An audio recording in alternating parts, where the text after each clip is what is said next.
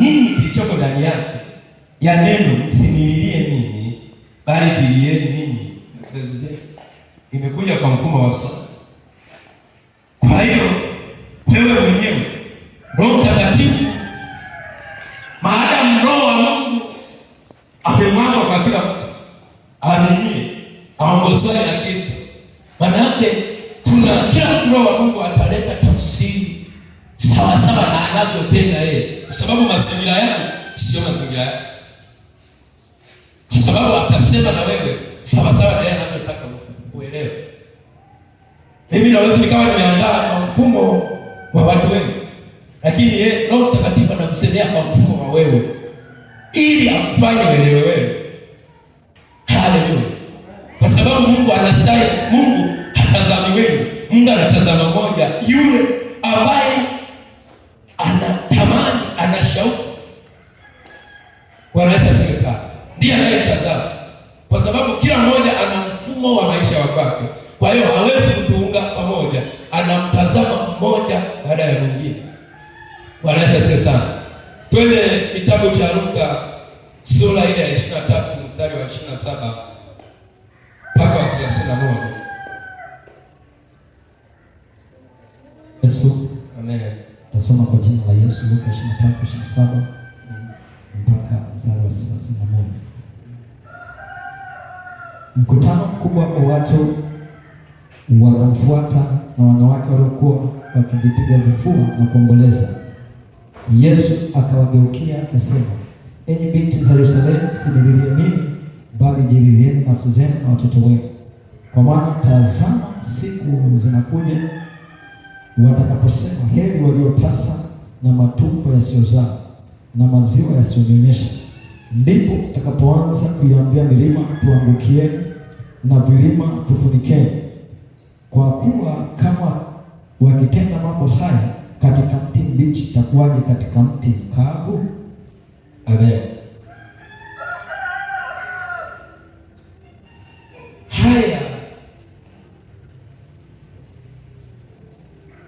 yalitokea wakati Yesu alipokuwa akipita katika wakati ule ambao kwa wakati huo alikuja. Maana yake Yesu na wakati ulitabiriwa atakuja, na kuna nyakati manabii wengi walitabiri atakuja, lakini Yesu mwenyewe alipokwisha ameshadhihirika, alipokuwa ameketi na wanafunzi, aliwaambia habari zote zitakazompata hatua kwa hatua. Wanaweza siwe sana, hatua kwa hatua. Aliwaambia mateso, aliwaambia nitadhihakiwa, watanikataa, wataniua, siku ya tatu nitasimama, yaani watanifanyia. Yaani aliwaeleza, hakuna jambo ambalo hakuwaambia, yote aliwaweka wazi, akawaweka wazi. Alifundisha nyikani, alifundisha kwenye masinagogi, alifundisha kila mahali, na alipokuwa akifundisha aliwaambia habari hizo, ili yanapotukia mambo haya wasije wakawa na mshtuko, wala wasije wakawa na mawazo mengi au namna yoyote mbaya siwapate, kwa sababu ndivyo hivyo. Ndio maana hata wakati wa leo mtu anayetembea na Mungu kwa ushahidi, au hata wale wazee ambao wamekuwa katika maisha wanapofikia kufa, wanawaita watoto, wanaambia wanangu, sasa hivi naondoka. Kwa hiyo kaini, kama kuna mali zitakuwepo atawagawia, atawapa, atafanya kadiri inavyopaswa. Lengo ni kwamba ikiwa imetokea hata saa hii anaongea hapa, wasianze kuuliza baba kwa nini, wewe wengi waanze kulia, ili awatengeneze namna mpya ya kwanza. Kwa hiyo ndio maana Yesu alifanya kitu kile, ili wasije wakatetereka wanafunzi wote na watu wote ambao walikuwa wakimfuata, hata wale waliokuwa wakimjua. Hiyo ni ngazi kitumishi. Wanaweza sio sana.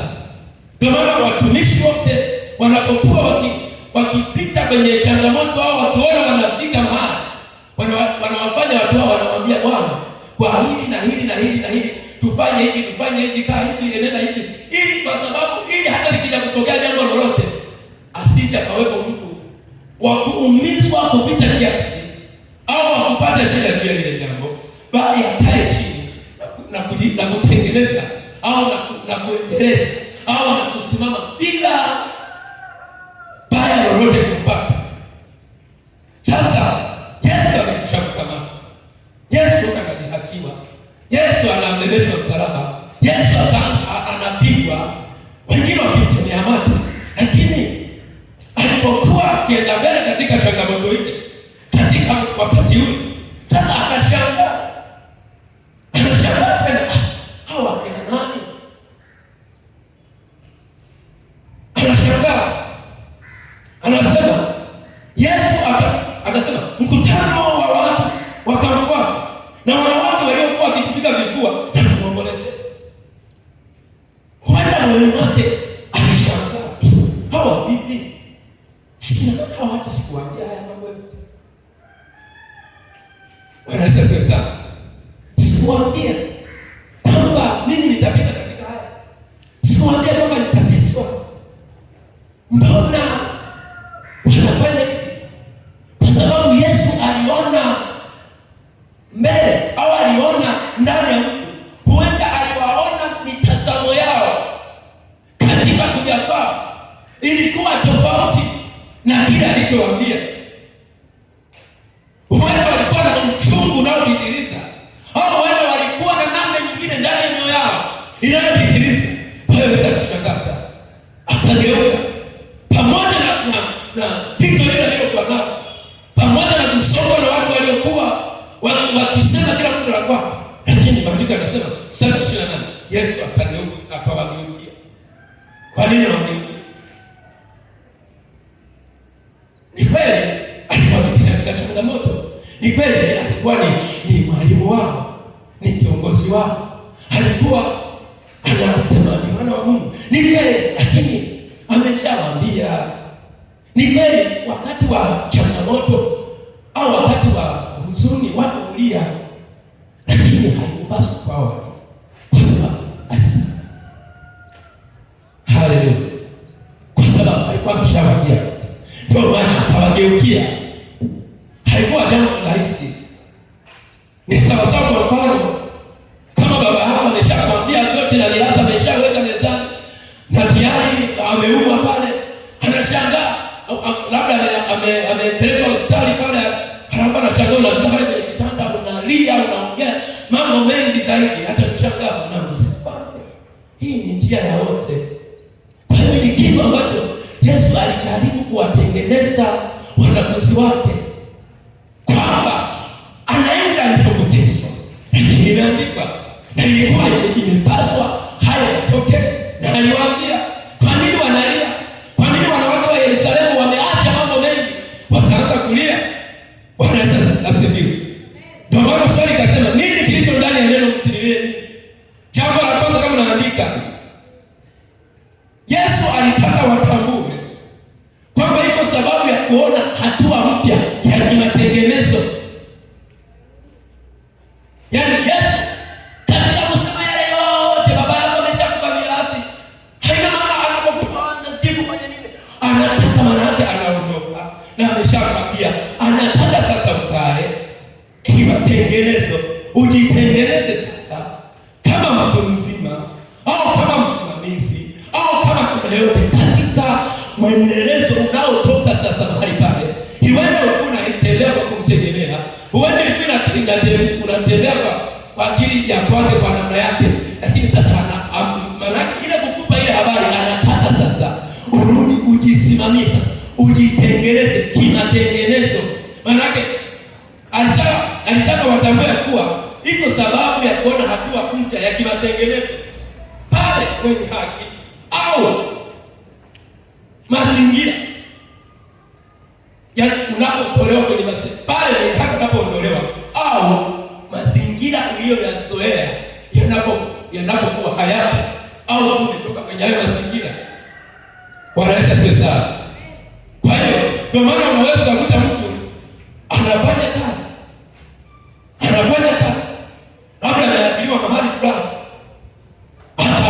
fika asubuhi, anaambiwa kuanzia leo kazi. Sasa kwa watu wa Mungu tunafanya, maana tunaweza kuacha watu wengine, tunasema kwa watu wa Mungu tunafanya. Ukaamka asubuhi, unaenda ofisini na unakuta barua mesa. Maana kwa mtu wa Mungu unafanya, unaanza kupigana na watu, kwa nini mmenifukuza? Unaanza kutafuta mchawi aliyesababisha kufukuzwa kazini. Unarudi nyuma, unaanza sasa kutengeneza, kutafuta kwa nini hili lilipo, au kama ni mtu naelewa, utaanza kutengeneza mazingira ya kuanza maisha mapya. Bwana Yesu asifiwe sana. Kwa hiyo Yesu alitaka watambue hilo. Alipokuwa anasema nao, alitaka watambue, wawe kama watu wazima ndani wao, watambue kwamba huyu tumekuwa naye, kila kilichokuwa tunaomba tunapata. Wakati Mungu alikuwa sasa wewe anaondoka, tunatakiwa tufanyeje? Maana huenda walitakiwa hata alipokuwa wasema wamuulize tunapoenda tunafanyaje.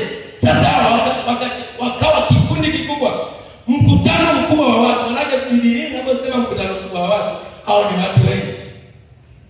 Bwana Yesu asifiwe sana. Ni watu wengi sana.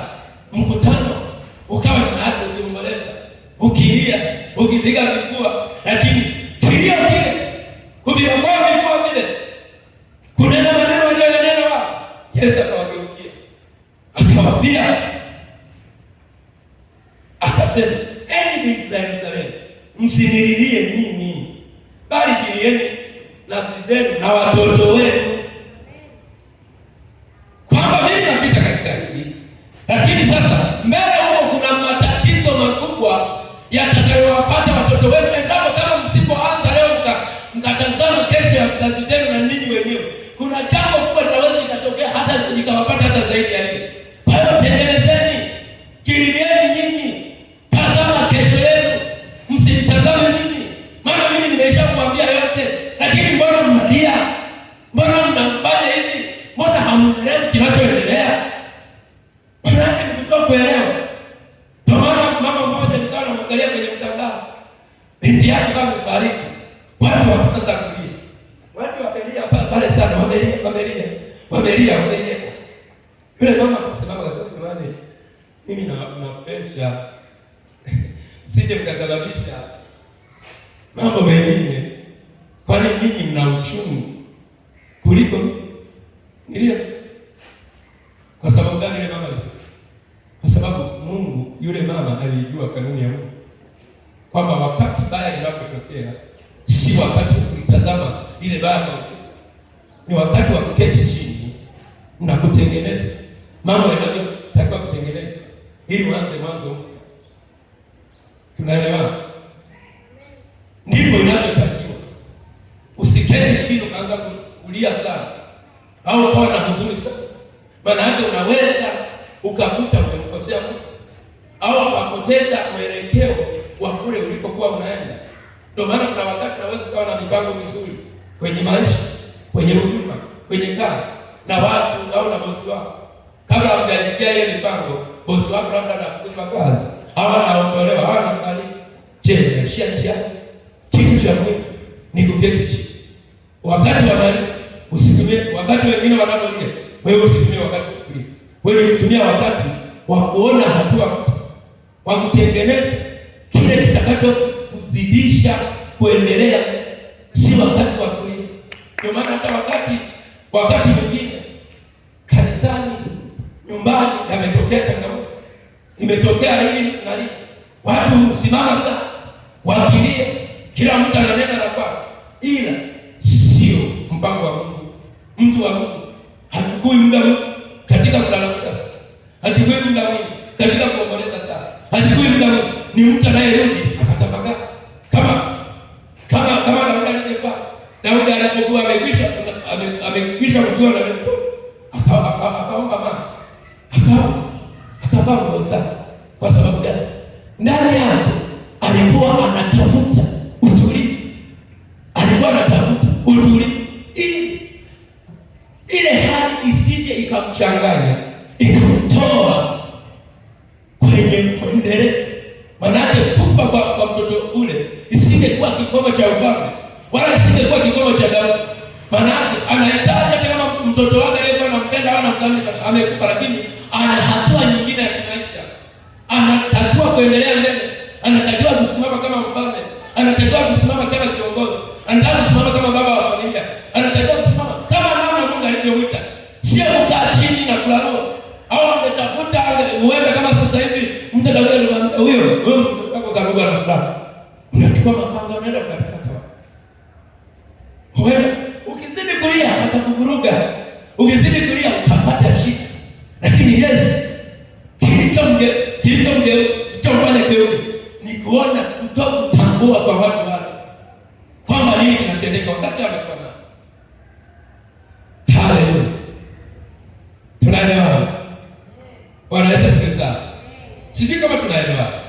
Kwa hiyo kitu cha Mungu ni kuhakikisha linapotokea jambo lolote ambalo ni la huzuni au ni la furaha, usifikirize kwenye lile jambo, bali angalia lile jambo linapokuja linakuja kutengeneza nini. Maana yake Yesu alitamani waone katika kuteswa kwake, wao waone kutengeneza kwa maisha yao, ili watembee katika ukamilifu katika wakati uliobaki kwenye maisha yao. Maana tayari yeye anamalizia ile aliyokuwa nayo, lakini sasa wao ndio kama wanaanza, bado wao wamebaki duniani, lakini wao hawaelewi, wamekaa sana wanalia. Kwa hiyo Yesu alitamani aone kwamba wanaingia katika utekelezaji, katika kutengeneza maisha yao, kwa sababu Yesu aliwaambia amekuja kwa sababu gani. Yesu aliwaambia nini kitakachowapata ambao hawatakaa katika mazingira sahihi. Yesu aliwapa yote, lakini sasa naona wako tofauti. Kama leo mahubiri yanahubiriwa kila kona, kila neno linanenwa kwa kila hatua, watu wanahubiri hapa katika uchumi kwa wakati wake, watu wanahubiri habari za utakatifu kwa wakati wake, watu wanahubiri habari za kila ngazi kwenye maisha ya wokovu. Kila mtu wanahubiri. Sasa unakuta tusiposikiliza yale tunayohubiriwa, tunayoambiwa, kwa tutakapoanza kuona yanatukia yale yaliyohubiriwa, tunaanza kuumia, tunaanza kuona uchungu, tunaanza kusema mbona haya yanapata wakati sisi tumeokoka, mbona sisi tunaumwa, mbona sisi tunakosa fedha, mbona sisi sasa mbona yanatokea. Kwa sababu huenda watu walikuwa hata wakihukumu, tazama mtu huyu ni mwenye haki, lakini tazama mbona wanamfanyia hivi, mbona wanamfanyia dhihaka, mbona wanamfanyia mate, hawajui kwa jana aliponya, hawajui kwa jana alifungua mtu. Kwa hiyo huenda walikuwa na mambo. Ndivyo ilivyo hata leo, si wale wanawake tu wa Yerusalemu, hata watu wa sasa hivi tuko hivyo. Hatukai kwenye position, yanapoletwa maagizo ya Mungu hatushiki, lakini yanapotokea mabaya tunaanza kulalamika, tunakuwa wa kwanza kulalamika, tunakuwa wa kwanza kukasirika ndani mwetu, tunakuwa wa kwanza kuongea. Haikuwa sahihi jambo hili. Walikuwa wanapoteza muda, hata kama wangelilia mpaka ukatoboa ardhi ya Yerusalemu, Yesu asingeishia njia. Kwa hiyo watu wanapoteza muda. Unamliliaje mtu ambaye ameshakufa? Unapotezaje muda wa wiki nzima kikanuni, kimungu, kwa hali ya wanadamu? Ni kweli ni uchungu mkubwa unapoondokewa na watu walioko miongoni mwao, lakini Mungu hatazama huo uchungu wako, anatazama mwanzo mpya baada ya jambo hilo kutokea. Kwa maana mtokea na wasema msinilieni mimi. Tuna changamoto, bado mna changamoto nyingi sana. Mbona mmekaa mnalilia haya wakati mimi nimeshawaambia msinilie nini? Jieni nini? Kwa hiyo ni jibu lilikuwa linatosha ili angalau waweze kutambua. Sababu muda mwingine mwalimu akiwa anazidi kufundisha siku ile, alikuwa anakujibu, anakuambia maneno ambayo huenda yatakayofungua moyo wako ili upate kuelewa kile kinachokusudiwa na Mungu. Bwana Yesu asifiwe sana. Kwa hiyo lazima uelewe, ndugu zangu, lazima uelewe. Wakati nikawa nafuatilia somo la kufanikiwa Mtu aliye ndani ya Kristo anafanikiwa. Je, mtu aliye ndani ya Kristo anatakiwa awe maskini? Au mtu aliye ndani ya Kristo anatakiwa awe tajiri? Anatakiwa. Nikawa nafuatilia Yesu. Hizo kwa ninafuatilia Yesu. Nikapita sehemu nyingi. Kama Mungu alikuwa ananionyesha, nakutana na wazee ambao wamebeba makopo. Sasa moyo wangu ukawa unaumia. Nikawa najiuliza maskini. Kwa nini huyu ni mzee sana unaopata makopo inakuwa? Lakini moyoni wangu naambiwa hiyo sio kazi yako. Kazi yako ni huyu iwe kama somo. Tayari yeye ameshakuja kwamba pakawa kama picha. Maana yake tayari ameshajifunua kwamba ameshaonyesha kwamba hili kama ni hili. Kwa hiyo wewe sasa umeshaliona, unafanya. Sio wakati wa kuanza kumhuzunikia wewe. Huyu tayari kumaliza, ameshapita kwenye mazingira hayo, anaondoka. Je, wewe unafika hapo unafanya nini?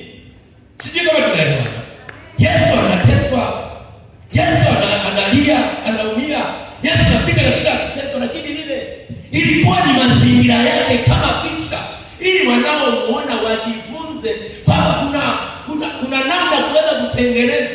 Katika huyu alikuwa ni mwalimu wetu, lakini anapita hili. Kwa sababu gani anapita hili? Kwa nini sisi tunatakiwa tufanye ili basi wale wamama wanapoona vile warudi nyuma sasa? Kama walivyokuwa na umati ule waanze kujihodi sasa. Tunatakiwa tufanye. Kila siku tukienda misibani watu wanasema mmoja kinyolewa zao tia mama. Bado neno msibani sasa. Bado unakuta wengine kama msibani wanazimia. Wanabia mpaka wanazimia. Lakini kwa kanuni ya Mungu bila haifai. Unawezaje kwenda kuzimia msibani wakati na wewe huko msiba unaokusubiri? Inatakiwa utengeneze. Ujiridie. Unaona mwenzako kaanguka na wewe rudi nyuma jiridie. Mwambie Mungu, ninamtazama huyu ameondoka na wote tutakufa. Na mimi nitengeneze. Hata kufa. Nipe katika kifo chema. Kila kilio unachokilia kiwe ni kilio cha faida. Ulie kwa faida. Faida yako iwe katika kulia unamwambia Mungu, si kulia unamlilia aliyeshamaliza mwendo. Haleluya. Sisi kama tunaelewana. Kwa hiyo nataka watambue kwamba wanatakiwa waingie katika hatua ya matengenezo ya mwanzo kwenye maisha yao, ili hata yale yatakapokuja kutokea yawakute katika salama. Kwa maana unaona Yohana anaingia, anapokuja kuhubiri, alikuja kiambia habari za matengenezo. Yesu anakuja akawaambia tubuni. Alikuwa kuambia watubu. Sasa watu wao wameshajisahau, wamemkumbatia Yesu. Haleluya. Wamekaa Yesu. Kwa mfano kama leo tuna watumishi wazuri tunaowapenda. Kuna wengine unatamani muone au usikie sauti yake au yani ufanye unavyofanya, lakini sasa hatukuitiwa hayo yawe sehemu katika maisha yetu ya utamu. Lakini kuna maisha ambayo tumeitiwa kwayo ili tuketi kwayo, tuenende kwayo, ili hata kama tunafanya tunavyofanya tufanye katika mwongozo ulio sahihi wa Mungu. Hata kama tunapolia tulie kilio kilichobeba maana. Hata tunapofurahi tufurahi furaha iliyo na maana. Tusije tukafurahi halafu watu wakageuka wakaiangalia hii furaha mbona ina namna fulani. Maana kila kilio kweli kilikuwa cha huzuni, lakini ndani ya ile huzuni ya wale mama Yesu hakuona ile huzuni yake. Aliona namna fulani ya kilio walichokuwa wakilia. Hakikuwa kilio kinachopaswa, kwa sababu kile kilio kilikuwa hakiwafaidi chochote kwenye maisha yao. Kilikuwa hakileti tija yoyote kwenye maisha yao. Unaweza kulia sana mtu amefariki mpaka kichwa kikapasuka. Hautafaidi. Hakika ukitengeneza utalia, kisha utalazwa, utarudishwa nyumbani, utapesa. Inaishia. Anaendelea cha kutengeneza sema Mungu. Huyu ametangulia au huyu amepata na kama mimi nilianza kumsononekea mzee alikuwa akiokota makopo na jisikia vibaya, nguo alizovaa ile gunia linavyofanana na kitu kilichoniumiza ni ule uzee aliokuwa nao. Sijui kama tunaelewa. Kwa hiyo tuna namna ya kutamani tunapokuwa tunaona mambo, tusiyabebe mambo kwa namna ya mwili, tuyabebe kwa namna ya roho, kwa namna Mungu anavyotaka tuyabebe. Tunaelewana? Mimi niliyabeba kama huzuni, na huzuni ile watu hakusema kwamba labda nimemhuzunikia, labda atapata fedha akitoka pale au atabadilisha maisha. Hakuna kitu chochote. Nilikuwa namhuzunikia. Na ile huzuni yangu haikuwa hata na faida kwake. Hata kwangu pia, maana yake nilikuwa tu nihuzunike na kuondoka. Sasa sio Mkristo alivyo. Tunaelewana? Ndio maana tunapoanza mwanzo wa maisha, ndio maana kila mtu anachokifanya akiangalia. Yaani kila mtu, maana yake mimi ni nini? Ndio maana mimi nikianguka kuna siku nitalikia. Kwa hiyo mimi ni lazima niangalie ninavyoenenda. Tusiangalie vitu vingine tukavitengea ukuta mkubwa. Wakati bado kuna kuta huko nyingi ambazo zinatakiwa tuzitenge. Unaenda unaambia kama wanaona hii nyumba ameshindwa kuimaliza jamani. Wewe hata tofali haoni. Mungu akiangalia anasema huyu ndiye bwana sioni hata na ndoto sikioni. Yule jamaa siwezi haoni bwana. Wewe hata kuomba hata siku moja. Siwezi kutashakuka. Hata usioni kama anaomba. Mungu akija kuangalia anakuja kwanza anasema wewe anaomba. Kwa maana pale wanamlilia alikuja ndani mwao. Hawa watu wanamlilia huyu. Tena Baptista aliwaambia yote, mbona wanamlilia huyu? Wao mbele yao kuna nini? Amen. Akaona changamoto kubwa hata kuzidi ile Yesu aliyopata. Aliona uharibifu mkubwa mbele ya kizazi chao. Aliona hata ndani ya nafsi zao hapakuwa sawa. Wanaweza sio sawa. Twende jambo la pili. Alitaka Yesu alitaka watambue nini?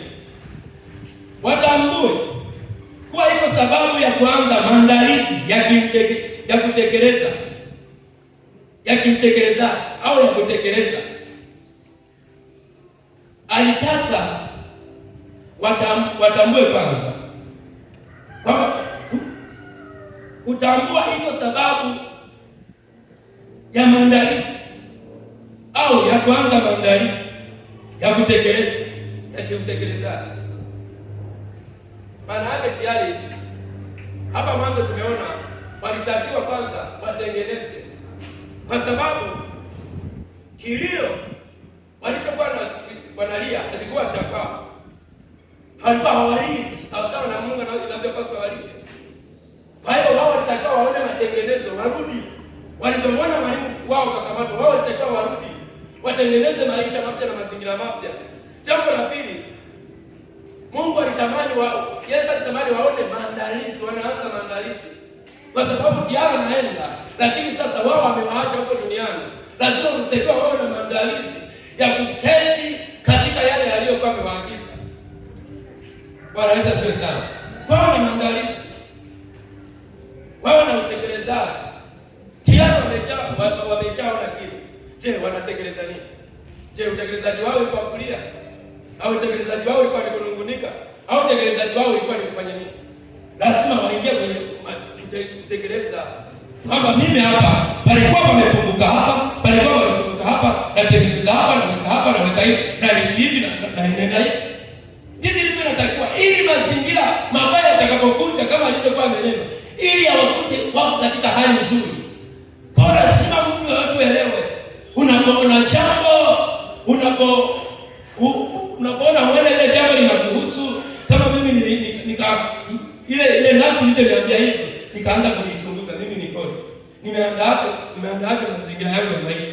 Je, na mimi nitafika uzeeni naweza nikaishi kwenye maisha kwa haya. Kwa hiyo picha itaanza kujengeka ndani mwangu, natakiwa nifanye. Tendo hili inawapasa hawa wamama na hao mkutano. Ndio maana watumishi wanapotufundisha wanataka tuketi katika maandalizi, tuketi.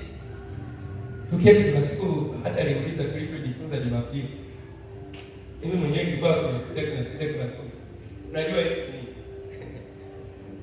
unaweza kaelewa, uitazame kwa namna ya roho ile ni nini. Kwa hiyo tumefundishwa Jumapili, wiki ishapita, hamna hata kitu kimoja.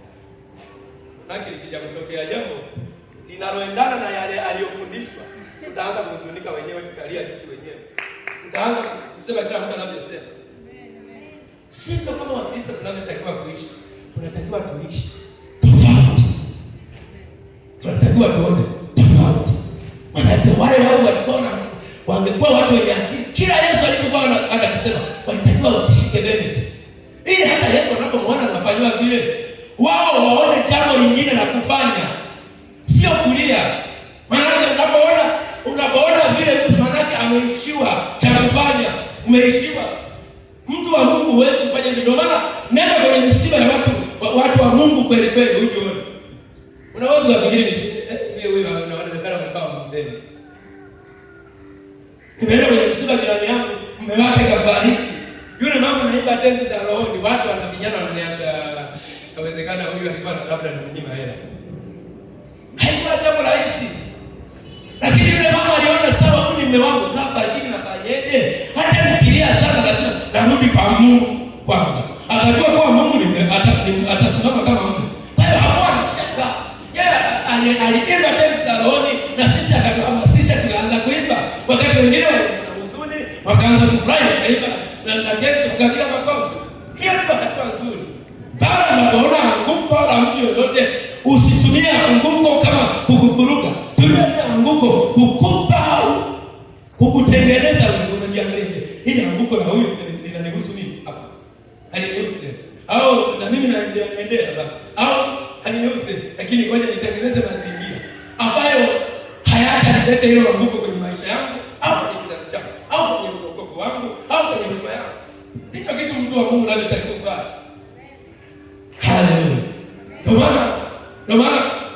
Ndio maana lazima tujifunze. Ndio maana hizo vitu vimewekwa ili tujifunze, ili iwe faida. Kwa sababu kifo cha Yesu kilitakiwa kiwe faida kwa wale watu. Wawe faida ya kutengeneza maisha yao ambayo yalikuwa yamevurugwa na shetani. Yeye amekuja kutangaza wokovu, lakini sasa kutangaza wokovu. Lakini akasema mimi nimekuja. Anaeleza mambo yote yalikuwa yamemleta. Akaeleza hatua ile, lakini watu hawakishika ile hatua. Wakashika ya kwao ili ifike ile hatua ya kutimiza yale yalikuwa yamekusudiwa, wakabaki wangalia. Wanataka walikuwa hawana kitu. Walibaki kama chupa ambayo halina maji. Yaani walikuwa hawana kitu. Wao tu walikuwa wanapata kama kitu. Lakini neno la Mungu au watumishi wa Mungu tusiwafuate kama mkumbo. Usije ukafuata kama mkumbo. Usije ukaunga kwenye tela la Mungu kama mkumbo. Kwa sababu yatakapotokea kuna mabadiliko, utapata shida. Mabadiliko ya Mungu yanapoanza kutokea yakitimizwa na kusudi, unapata shida. Kwa sababu gani? Wewe unaingia kwa mkumbo. Kwa maana nilikuwa nikwambia wakati tunaokoka tulikuwa tunafanya nini kwa mkumbo? Haleluya. Tunaanza kwa kila kinachofanyika unaunga hela. Kinachofanyika unaunga hela. Unachofanyika. Kwa hiyo likija kutokea dhoruba kwenye ile unga, wewe unakuta umeumia sana. Wale wenzako ambao walikuwa hawaungi tena, unaona hawajaathirika vipi? Kwa sababu ya kuunga tena. Wenda hawa mama walikuwa wanaunga tena.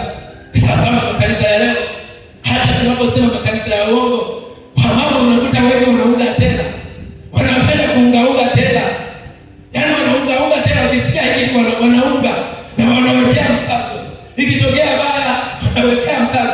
Sasa ukiangalia ndani ya mioyo yao, kila walichokiwekea mkazo ni nini? Ukiona ungewauliza leo mama mnalilia nini? Kupigwa. Ungesema wana kufanya haya. Ungenejea mwaka. Yesu akamrejea. Kumbuki niliyowaambia kwamba ilipaswa ni test wangesema. Wasingesema chochote. Kinachotakiwa tunapoona jambo lolote linatokea kwenye sehemu, tutambue kwamba kwa sababu ya kuanza maandalizi mapya ya kiutekelezaji baada ya kuondokewa na rafiki au mwenye haki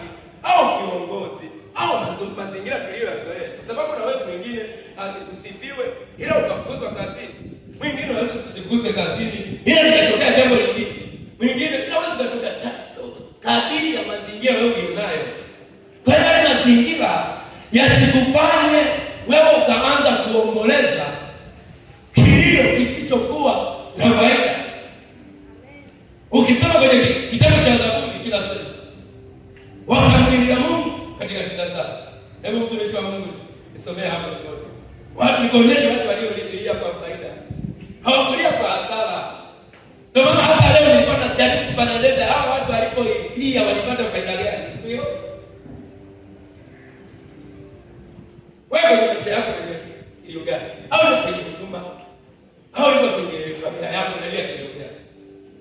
Maana unaweza kulia kilio cha shida. Sema mtumishi wa Mungu. Kitabu cha Zaburi 107 mstari wa 19. Wakamlilia Bwana katika dhiki zao. Wakamlilia Bwana katika dhiki zao. Akawaponya na shida zao. Akawaponya na shida zao. Ishi hapo.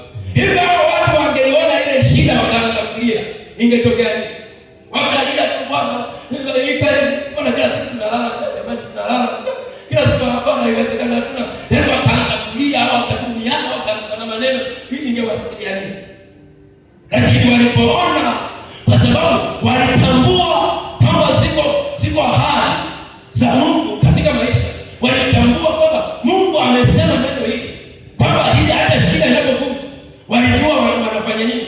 Kilio walipoenda kulia, hawakulia kilio cha yale walionayo, walimlilia Mungu ili Mungu aone kilio cha, hawakulilia shida ya ile ione shida. Maana mtu anapokufa utalia, maana unataka unamlilia yule mtu asiyeweza kusaidia, ila hawa walipeleka kilio chao moja kwa Mungu ili wapate msaada.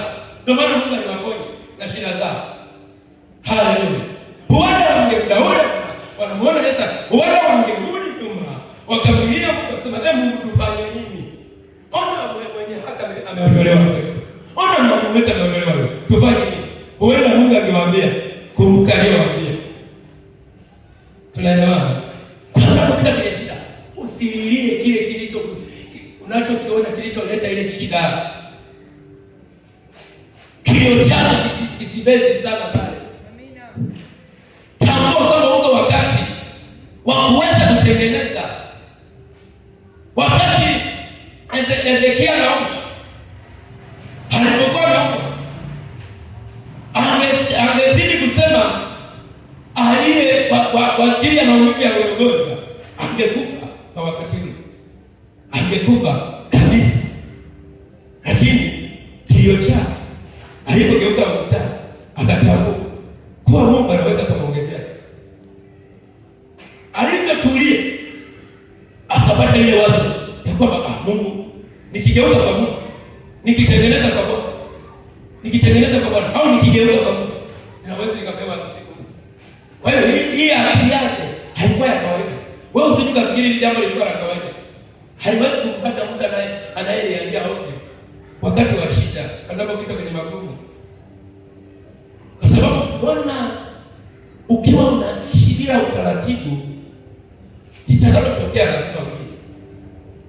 Kwa sababu hauna utaratibu. Ila japokuwa kuna mahali kusema, ila Mungu alikuwa na ile ya kutambua kwamba ni kweli haya yananipata, ila ninayo sababu ya kuelekeza moyo wangu kwa Mungu. Sasa kama moyo wake angeuelekeza kwenye ile shida, maana yake angeishia hapo. Hata ile miaka iliyoongeza siku. Unaelewana jamaa? Unaelewana? Kwa hiyo unapoona jambo kama hilo, utambue kwamba iko sababu ya kuanza maandalizi ya kiutekelezaji, kuanza mfumo mpya. Amen. Umeondokewa na umefukuzwa kazini, umezuiliwa kitu chochote, wewe usianze kupigana na kushindana na kile kitu. Ukishindana na kile kitu kitafeli, utaishia njiani, huwezi kuiona kesho mpya. Maana vita nyingine au uchungu mwingine hauchi kwa nia njema. Wengine wa Mungu umekuja kutuangamiza. Unaposhindana nao, maana yake unaona kwamba Mungu hawezi kukuwezesha chochote. Maana yake Mungu atakacho utashindana na yale mazingira. Hata kama ukiyashinda utakuwa hauna nguvu. Maana yake utajikuta umeshindana kwenye umetumia na baadaye hata kitu chochote kilichokuja kutoka. Bwana Yesu asifiwe sana. Bwana Yesu asifiwe. Na jambo lingine lazima ujue, kauli ile Yesu anapoitamka haikuwa ni kauli ya kawaida. Maana ilikuwa ni kauli iliyobeba mgeuko wa ndani, ili uwageuze wale watu wanaolia, ili waone sababu ya kutazama ya kugeuza vilio vyao sehemu nyingine, sio pale. Bwana Yesu asifiwe sana. Kwa maana kumwambia msinililie mimi.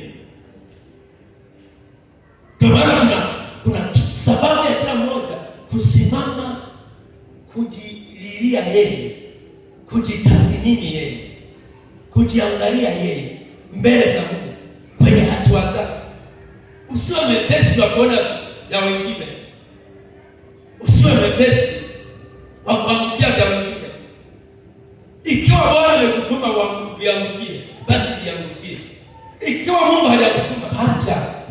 Kama mimi siku moja tumekazana na tulikuwa tunajiita wainjilisti gejeje yetu, yaani tukiomba mpaka tunapiga vitu mateke na tunaambiwa sisi ni wainjilisti. Tukaenda kwenye makanisa ya ndugu zetu tukaanza kuomba kwamba yaani Mungu alete nini? Yaani ageuze, yaani wao wabadilike. Umeona? Sasa tulipokuwa tunaendelea, mwenzangu akawa analifuatilia lile kwa kina. Katika kuzidi kuomba, Mungu akamwambia hivi, hii sio kazi yako. Tazama kusudi niliyokuitia. Hii sio kazi yako. Sijui kama tunaelewana. Huenda tungekata njia panda tukalia sana, huenda kusingitokea chochote. Ndio maana nakwambia, kama Mungu hajakutuma kufanyia sekta nyingine sio kwa yako, usivamie. Ila cha Mungu, angalia kile kilichotokea kinaleta kuchanganya kwenye maisha yako, au kinapokuja kwako kinatengeneza nini? Haleluya. Kinatengeneza nini? Kwani Yesu mshaona msibani wengi wanakufa. Kwa mfano ule msiba wa Magufuli, watu walikufa wengi kabisa, watu walikuwa wanakufa. Hadi walipokuwa wanamwaga, walikufa wengi. Unajua kwa sababu walivamia sekta, walivamia kazi sisi kwa sababu Mungu hakuwatuma. Walisahau kwamba wanafaa. Huenda na wao walikuwa na magonjwa. Baada ya kukaa chini wao wamwambie Mungu, huyu mtu amekufa na sisi Bwana tusaidie. Tutoke katika hili ili tuendelee tutengeneze maisha yao. Bila wakutazama hilo. Kwa kila mtu ni haki geuzwe ndani. Uone hatua mpya inapotokea jambo lolote. Ona linaleta faida gani? Au linapotokea linanipa picha gani? Hilo ndio jambo la kutazama ili tuzidi kukua. Haleluya. Tumalizie maneno mawili. Tusome Kumbukumbu Torati 1:32 mpaka 35. Soma na Ufunuo 1:7 alafu tumalize. Kumbukumbu la Torati 1:32 mpaka 35. Nitasoma kwa jina la Yesu Kristo. Kumbukumbu la Torati 1:31 na hata 32. Biblia imeandikwa 35. 1:32 hadi 35. Amen. Nitasoma. Lakini katika jambo hili hakumwamini Bwana Mungu wenu, aliyewatangulia njiani usiku kwa moto kuwaonyesha njia mtakayoiendea, na mchana kwa wingu hilo, ili apate kuwatafutia mahali pa kusimamisha hema zenu. Bwana akasikia sauti za maneno yenu, akagazibika, akaapa akasema, hakika yangu hapana mmoja miongoni mwa watu hawa kizazi hiki kibaya atakayeona nchi hiyo nzuri niliyomwapia baba zenu kuwapa. Amen. Unaona Unajua hawa watu mpaka wanaambiwa haya nini kilicho. Yaani walikuwa sio watu wanasomewa sheria kila siku. Wanaambiwa ahadi za Mungu alizoahidi wanapokuwa njiani mpaka wanafika kule. Hawakujua kwamba wako kwenye mlolongo wa kutoka kwenye utumwa kwenda. Wanaambiwa jamani nimewatoa. Hakuishiwa tu kuambiwa. Mungu akawa pamoja nao akiwatendea mambo makubwa sana. Lakini kitokea tu jambo kidogo, wao wameshaanza kunungunika. Huyu atasema hivi, huyu atasema hivi, yule atasema hivi. Amen. Huyu atasema hivi. Ndio maana unakuta sema Mungu amesema wakamilia. Yaani unakuta jambo kidogo likitokea wakamilia. Sasa tazama kile kilio chao kilikuwa kimebeba nini? Kilikuwa kiko tofauti na ile njia wanayoendea. Yaani wao walikuwa tu kitokea tu kidogo, hawatazami yoyote aliyopo. Hawatazami Musa aliyowaambia, hawatazami zile habari walizozipokea mwanzo kwa Mungu anawatoa kwenye utumwa. Hata ile alikuwa kwenye utumwa hawakuliona. Walikuwa ni watu wa kulialia. Kulalamika, wakinungunika kwa sababu walikuwa hawataki kutembea, walikuwa hawataki kujua sababu. Wao walikuwa wanafahamia tu. Wao walipotoka kule hawafurahia kusema hivi. Hao hata walipofurahia hawakujua sababu ni namna gani wanazotakiwa wakae kwenye eneo. Hawakutaka hata kujua ni namna gani sasa tutengeneze. Tukae sawa ili twende na huyu Mungu anayetupeleka huko. Hawakutaka. Wao wanakunungunika na kufanya hivi, kufanya nini, kufanya nini. Wakafikia wakati Mungu akawakataa. Akamwambia watu. Lakini wakatazama kuna mioyo iliyokuwa inaendana. Ndio watakaoingia. Tunaelewana jamani? Kwa hiyo lazima uwe makini. Kila hatua unayoendea, kila jambo unaweza kulifanya, na kweli ile jambo linakuwa ni la kweli na linaonekana. Linakuwa linaonekana. Ni kweli linakuwa limetokea tatizo. Ni kweli wamefika kwenye bahari hamna njia. Ni kweli hamna maji wako jangwani. Lakini sasa kilio chao wanakipelekaje? Wanapolia wanaliaje? Haleluya. Wanaliaje? Walilia tofauti. Kama Yesu walivyomlilia, walikuwa wamlilia tofauti. Ndio maana akawageukia. Akawaambia jilieni mimi. Haleluya. Haleluya. Tunaelewana? Twende jambo la mwisho. Tusome Ufunuo. Moja sasa. Imeandikwa Ufunuo wa Yohana 1:7. Tazama yuaja na mawingu, na kila jicho litamuona, na hao waliomchoma na kabila zote za dunia wataomboleza kwa ajili yake. Naam, zamani kidogo. Amen. Nisomee kitabu cha Matendo ya Mitume 1:9 hadi 11, alafu tunamalizia na hiyo Ufunuo. Matendo ya Mitume 1:9. Itasoma kwa jina la Yesu. Matendo 1:9 hata 11. Biblia imeandika maneno haya. Akisha kusema haya, walipokuwa wakitazama, akainuliwa, wingu likampokea kutoka machoni pao. Walipokuwa wakikaza macho mbinguni, yeye alipokuwa akienda zake, tazama, watu wawili wakasimama karibu nao, wenye nguo nyeupe. Wakasema, enyi watu wa Galilaya, mbona mnasimama mkitazama mbinguni? Huyu Yesu aliyechukuliwa kutoka kwenu juu kwenda juu mbinguni atakuja jinsi hiyo hiyo mlivyomwona akienda mbinguni. Ufunuo 1:7. Nitasema kidogo. Amen. Hii inaonyesha watu waliokuwa pamoja na Kristo, waliotembea na Kristo, watu waliokula pamoja mkate na Kristo, akawapasha yote. Aliondoka akawapa maagizo, lakini tazama alipochukuliwa na wingu walifanya. Wamebaki wamesimama, wamekaza macho, wanatazama mpaka Mungu anaamua kuwatumia malaika. Maana yake malaika sasa wawakumbushe sasa.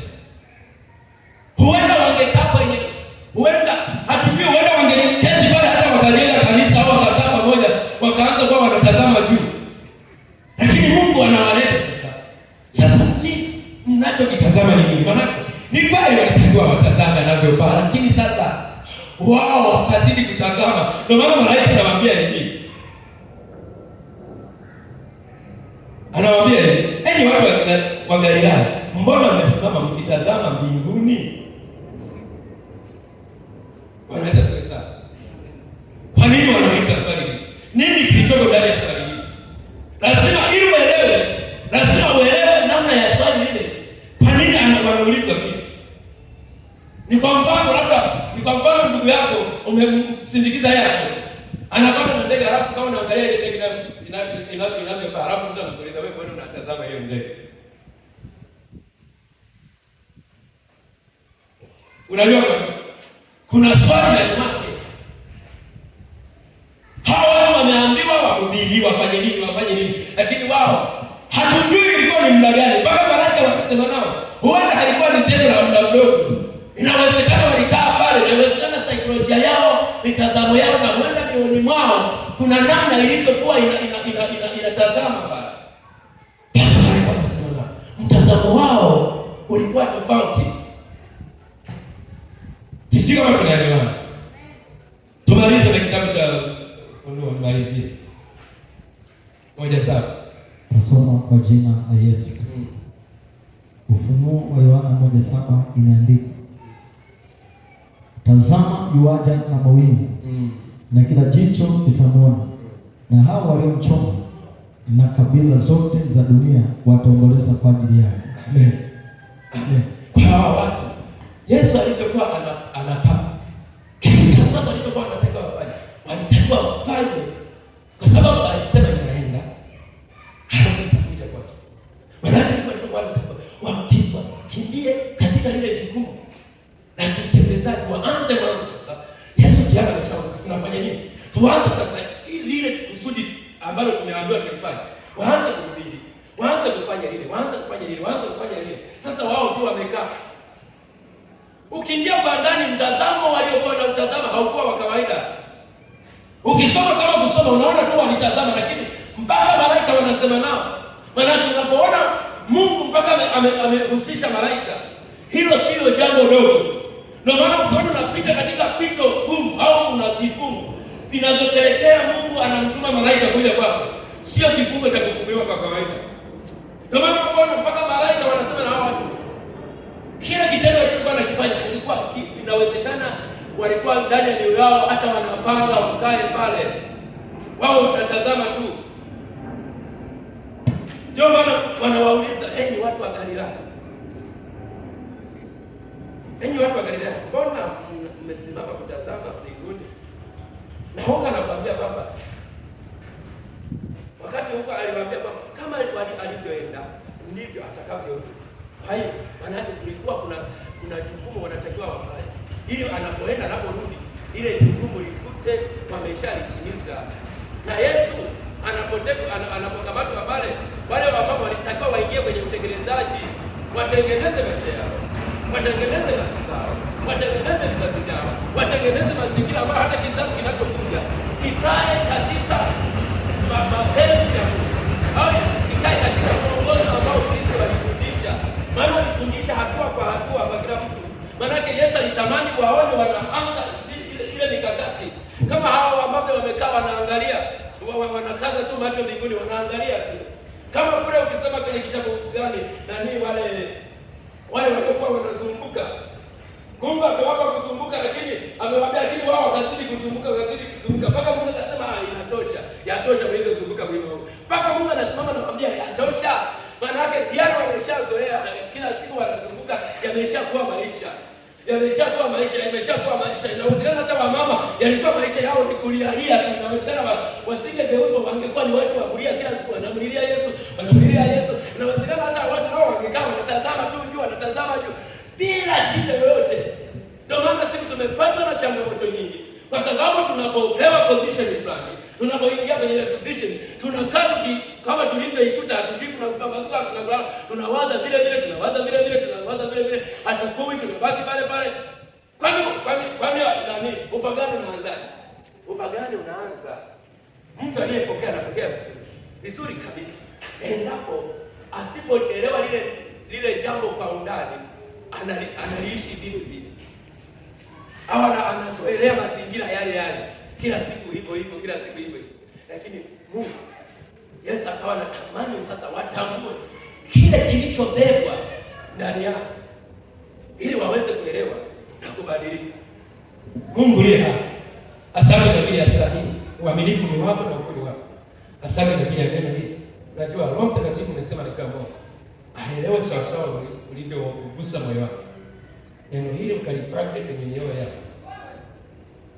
Hebu likazae matunda na mbegu iliyo bora, ili wajenge na kuimarisha katika jina la Yesu Kristo. Mpigie Yesu makofi. Amen. Mungu awabariki. Bwana Yesu asifiwe. Wangapi wanabarikiwa na ujumbe wa Bwana? Haleluya. Yesu asifiwe sana. Basi ndio bado na ruhusu na mkaribisha mchungaji wetu